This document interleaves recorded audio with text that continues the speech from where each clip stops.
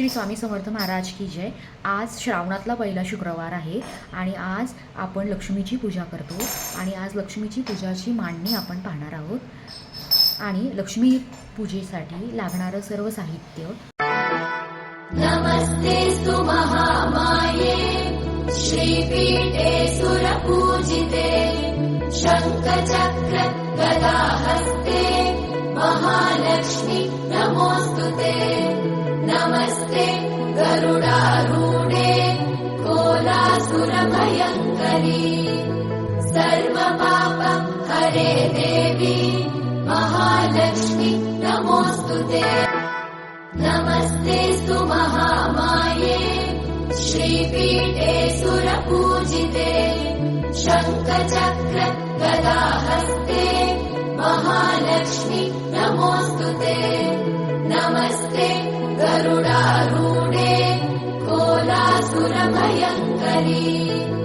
सर्वपाप हरे देवी महालक्ष्मी नमोस्तुते। नमस्तेस्तु महामाये श्रीपीठे सुरपूजिते शङ्खचक्र गदाहस्ते महालक्ष्मी नमोस्तुते। नमस्ते गरुडारूढे कोलासुरभयङ्करी सर्वपाप हरे देवी महालक्ष्मी नमोस्तुते। नमस्तेस्तु महामाये श्रीपीठे सुरपूजिते शङ्खचक्र गदाहस्ते महालक्ष्मी नमोस्तुते। नमस्ते गरुडारूढे कोलासुरभयङ्करी सर्वपाप हरे देवी महालक्ष्मी नमोस्तुते। नमस्तेस्तु महामाये श्रीपीठे सुरपूजिते शङ्खचक्र गदाहस्ते महालक्ष्मी नमोस्तुते। नमस्ते गरुडारूढे कोलासुरभयङ्करी सर्वपाप हरे देवी महालक्ष्मी नमोस्तुते। नमस्तेस्तु महामाये श्रीपीठे सुरपूजिते शङ्खचक्र गदाहस्ते महालक्ष्मी नमोस्तुते।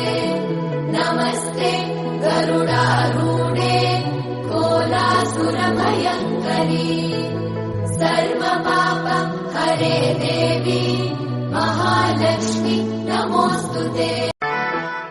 नमस्तेस्तु महामाये श्रीपीठे सुरपूजिते शङ्खचक्र गदाहस्ते महालक्ष्मी नमोस्तुते।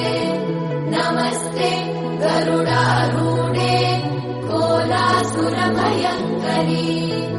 सर्वपाप हरे देवी महालक्ष्मी नमोस्तुते। नमस्तेस्तु महामाये श्रीपीठे सुरपूजिते शङ्खचक्र गदाहस्ते महालक्ष्मी नमोस्तुते।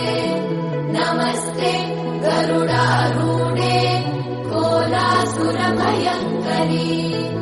सर्वपाप हरे देवी